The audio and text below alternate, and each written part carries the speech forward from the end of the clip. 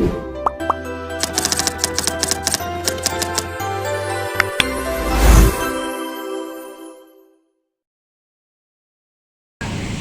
warahmatullahi wabarakatuh. Perkenalkan, saya Frida Murhayadi dengan NIM 2473073. Di sini saya akan menjelaskan 3 materi dari mata kuliah ototronik. Yang pertama itu ada sensor, 2 sensor penting dalam mobil. Yang kedua ada sistem alarm, dan yang ketiga ada power window dan door. Nah, baiklah teman-teman. Di sini yang pertama saya akan menjelaskan komponennya terlebih dahulu. Yang kedua saya akan menjelaskan perawatan sederhana, dan yang terakhir akan wawancara singkat dengan mekanik. Baiklah, yang pertama saya akan menjelaskan 2 sensor yang penting di dalam kendaraan mobil. Yang pertama itu ada MAP atau Manifold Absolute Sensor, yang berfungsi untuk mengukur tekanan udara di dalam intake manifold dan mengirimkan data tersebut ke ECU. Nah, yang kedua itu ada TPS atau Throttle Position Sensor. Dia berfungsi untuk mendeteksi posisi throttle. Nah, yang pertama saya akan menjelaskan perawatan dari sensor MAP. Nah, untuk perawatan sensor MAP ini sendiri, dia itu perlu dilakukan pembersihan rutin pada sensor setiap 30.000 hingga 50.000 mil. Untuk cara membersihkannya sendiri itu nanti akan dilepas soketnya ini dan disemprotkan sensor cleaner khusus ke bagian sensor ini. Nah, lalu keringkan sensor ini dengan cara diketuk-ketukkan sedikit lalu dipasangkan kembali. Untuk sensor TPS, perawatannya itu membersihkan seluruh throttle bodinya sekalian, karena mereka adalah satu set yang terintegrasi. Untuk cara pembersihannya itu menggunakan pembersih throttle body dan kain bersih yang berserat. Lalu membersihkan kotoran yang menempel di sekitar TPS. Lalu memeriksa kabel-kabel dan dipasangkan kembali. Nah, selanjutnya itu saya akan membahas mengenai beberapa komponen power window. Lalu ada saklar untuk mengontrol naik dan turunnya kaca. Lalu ada motor aktuator, harusnya dia di dalam motor dari power window, dia itu terdapat di dalam bagian pintu ini. Lalu di sini ada kotak spring ya, nanti yang akan menghubungkan setiap sensor-sensornya, menghubungkan arus listriknya.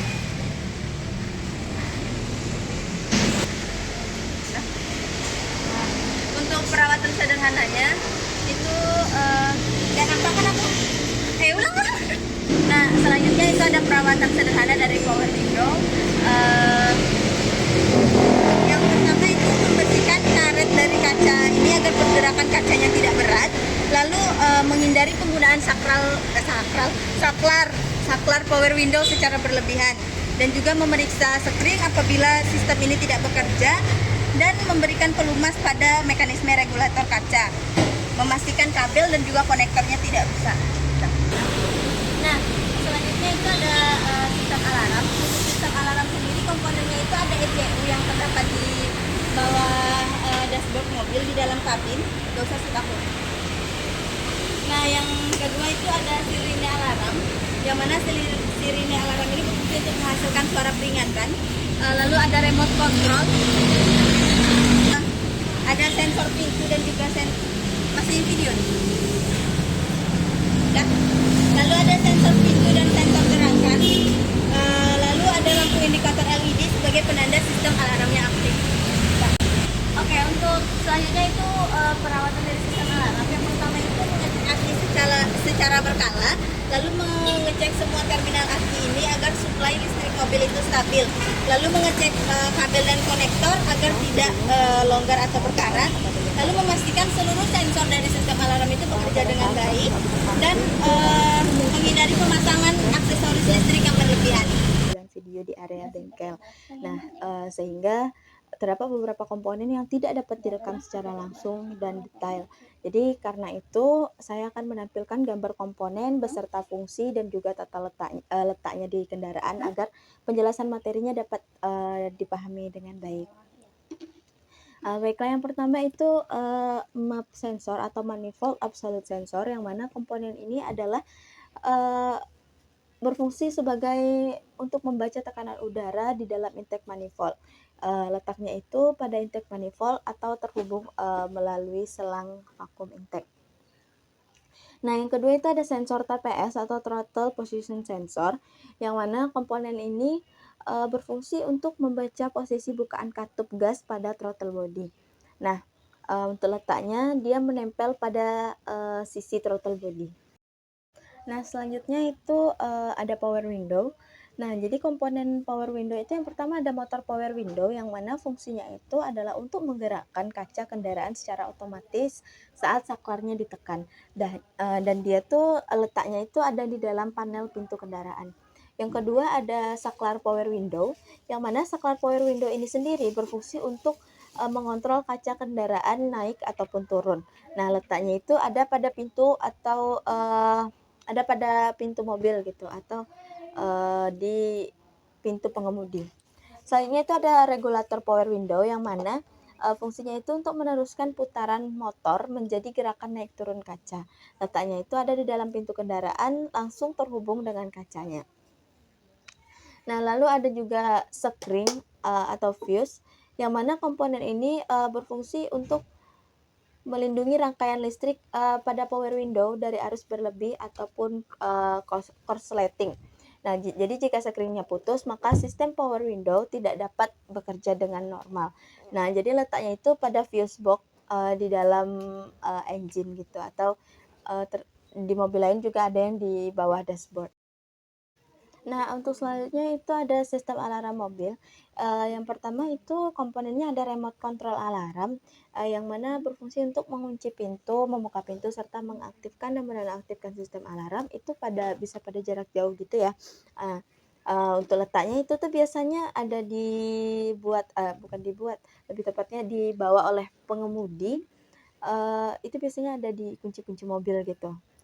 Soalnya ada kontrol modulnya atau ECU alarm yang berfungsi sebagai pusat pengendali dari sistem alarm untuk menerima sinyal dari sensor-sensor maupun dari remote-nya. Letaknya tuh biasanya di bawah dashboard atau bisa juga di dekat steering column gitu.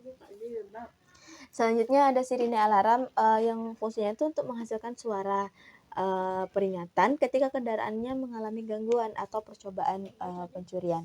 Letaknya biasanya di ruang mesin. Nah, selanjutnya itu ada sensor pintu atau sensor getar. Jadi sensor ini tuh berfungsi mendeteksi getaran, benturan, atau pembukaan pintu secara paksa. Nah, untuk letaknya itu biasanya terletak pada pintu kendaraan atau di bagian bodi kabin. Lanjut LED indikator. Jadi komponen itu tuh berfungsi untuk penanda bahwa sistem alarm kendaraan sedang aktif atau tidak. Saat alarm diaktifkan, lampu indikatornya biasanya akan berkedip secara otomatis gitu.